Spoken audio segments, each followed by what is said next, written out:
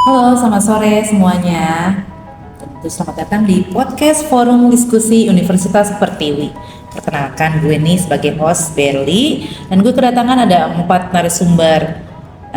Salah satunya siapa aja nih? Ada siapa nih? Gue Mei. Gue Ashraf.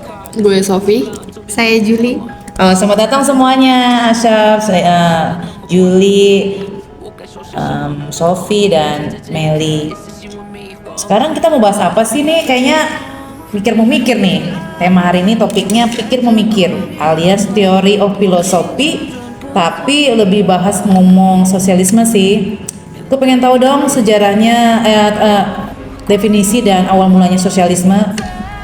Oke, gue jelasin ya. Jadi apa sih definisinya itu? Jadi sosialisme itu kan sebetulnya kayak ideologi gitu.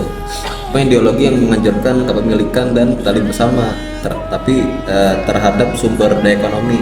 Contohnya nih kayak tanah dan industri. Tujuannya kan menciptakan masyarakat biar lebih setara dan juga mengurangi kesenjangan sosial dan ekonomi.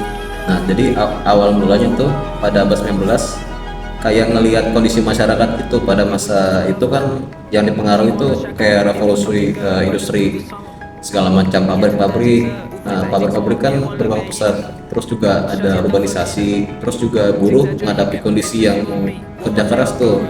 Nah, di tengah tidak puasan ini, pemikir dan tokoh-tokohnya tuh kayak Robert Owen, Charles Fourier, dan Henry de Saint-Simon punya ide alternatif nih. Ya, gimana caranya biar masyarakat itu bisa diorganisir. Jadi nggak bisa dipungkiri juga ya kan ini sistem politik. Jadi di mana alat produksi ini dimiliki masyarakat secara keseluruhan gitu. Oh, jadi munculnya itu karena revolusi industri ya. Oke. Ini kayaknya menarik nih. Gue mesti ngomong lebih deep lagi nih.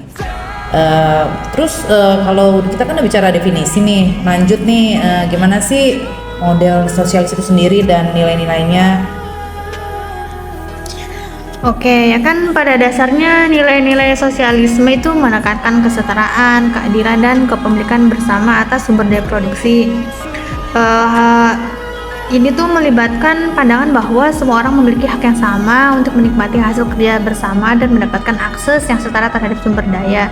Salah satu cara utamanya adalah melalui redistribusi kekayaan dan sumber daya. Ini berarti mengurangi kesenjangan ekonomi dan memastikan bahwa keuntungan dari produksi bersama didistribusikan secara adil di seluruh masyarakat. Selain itu juga untuk menciptakan sistem pendidikan dan kesehatan yang merata juga merupakan langkah kunci. Jadi dampaknya itu untuk mengurangi kesenjangan ekonomi atau kesenjangan sosial. Kalau contoh kecilnya tuh kita bisa lihat penggunaan seragam ya pada sekolah-sekolah itu merupakan dampak sosialisme, di mana untuk mengurangi kesenjangan sosial di antara siswa dan siswi diadakannya seragam. Jadi nggak terlalu kelihatan kesenjangan sosialnya sih, kayak gitu sih. Oh, jadi intinya tuh tujuannya tuh seperti kayak untuk kesetaraan, kesejahteraan sosial bersama. Jadi nggak ada perbedaan atau kesenjangan. Bagus sih, gue setuju tuh sama sosialisme, kesenjangan komunisme. Anti gue sama komunis. Oke, lanjut deh. Gue mau tanya nih, kira-kira tokoh yang paling berpengaruh dalam sosialisme dan apa sih perannya dalam sosialisme itu sendiri? Oke, kalau ngomongin tokoh yang paling berpengaruh dalam sosialisme, kayaknya susah ya kalau kita nggak nyebut Karl Marx. Secara dia kan punya peran yang paling penting tuh. Nah, dia sama partnernya ini, Friedrich Engels, lebih kurangnya memainkan peran sentral. Friedrich Engels bukannya cari Engels? Nah, judul film. Aduh, itu film ya? Film ya, oke. Nah, jadi si Friedrich Engels ini lebih kurangnya memainkan peran sentral gitu dalam merumuskan dasar-dasar ideologi sosialisme. Gue kasih contoh nih ya, kayak karya monumental mereka, Manifesto Komunis. Nah, itu sebetulnya kan menjadi landasan mereka dalam gerakan sosialisme di seluruh dunia. Terlebih lagi, seperti yang udah kita sama-sama tahu ya, bahwa secara pemikiran Marx dan Engels tuh kaitannya deket banget sama analisis materialisme, dialektis, dan teori nilai kerja. Nah, jadi maksudnya mereka tuh mengkritik kapitalis-kapitalis gitu dan juga menyuarakan penghapusan kepemilikan pribadi alat produksi untuk mencapai masyarakat tanpa kelas. Mau kaya apa tuh dia punya alat disimpan sendiri alat produksi. Iya, karatan gitu. Oh gitu. Jadi si Karl Marx yang paling terkenal ya, bukan Richard Marx ya. Oke. oke. Tapi bagus sih pemikiran dia. Jadi menurut gue karena revolusi itu dalam komunisme itu perlu kan yang manifesto kan dibilang manifesto komunis berarti dia memanifestasikan maksudnya menggerakkan supaya komunis ini berakhir gitu loh dan menghapus kapitalisme. Nah selanjutnya gue mau nanya nih singkatnya tuh kan karena sudah punya peran penting. Nah lanjut nih yang terakhir, menurut lo kira-kira gimana sih masa kejayaan sosialisme pada abad 20 dan perannya fokusnya tuh kemana gitu?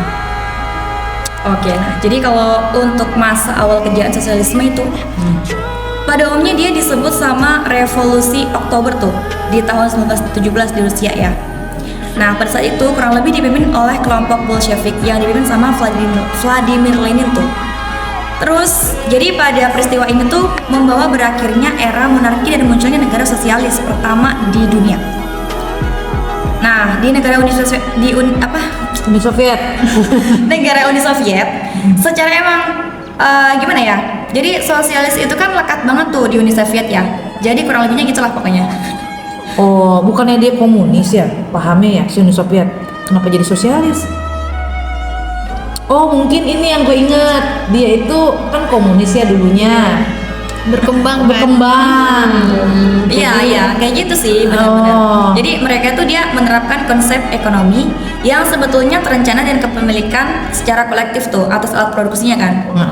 Nah, jadi ya mereka tuh menekankan kesetaraan sosial. Jadi setelah berdirinya Uni Soviet, gerakan sosialis tuh tumbuh lumayan pesat tuh di berbagai negara. Salah satunya nih pada tahun 1949 itu si Partai Komunis Tiongkok dia tuh mendirikan negara sendiri yang namanya Republik Rakyat Tiongkok. Nah, terus Si Tiongkok ngikutin dong. nah ngikutin lah yuk dia jadi followers tuh. Nah abis itu terjadi nih yang namanya efek domino. Ada sebutan efek domino tuh di saat itu dari si Tiongkok itu kan. Nah kayak kita tahu nih kalau influence dari Tiongkok itu ya pengaruhnya dari si efek domino itu lumayan gede banget nih. Jadi efek terusan yang dimana sedikit demi sedikit tuh punya apa ya peran yang signifikan lah untuk politik sosialis. Maksudnya dalam beberapa sektor pengaruhnya kali ya. Iya. Nah, gitulah ya ngomongnya agak belibet nih. Oh gitu ya. Maklum lah, bukan orang politik. Oke deh, oke. Jadi gara-gara si Uni Soviet inilah berkembang jadinya semua negara, banyak beberapa negara ngikutin kan sosialisme. Oke, menurut gue jadi kesimpulan dari hari ini bincang-bincang kita yang cantik ini, jadi sejarahnya munculnya sosialisme itu karena revolusi industri pada abad ke-19 tidak adanya kesetaraan ekonomi muncul tuh selama perang dingin dengan Uni Soviet sebagai kekuatan dominan. Namun reformasi Gorbachev pada akhirnya memicu kekacauan dan runtuhnya Uni Soviet tahun 1990-an sehingga membawa dampak yang signifikan pada pandangan dunia terhadap sosialisme. Jadi berubah tuh dunia tuh melihatnya sosialisme. Dulunya kan siapa sih sosialisme nggak ada untungnya. Ternyata pas dilihat-lihat mereka lihat banyak perubahan di beberapa negara akibat itu. Akhirnya mereka sekarang ngikutin sosialisme dan kesimpulannya sosialisme itu membawa peristiwa kompleks yang mencakup faktor politik, ekonomi dan ideologis serta memainkan peran penting dalam perkembangan sejarah. Sekian dari saya dan teman-teman semua, terima kasih atas kehadirannya. Semoga podcast hari ini bermanfaat. Sampai jumpa di pekan berikutnya.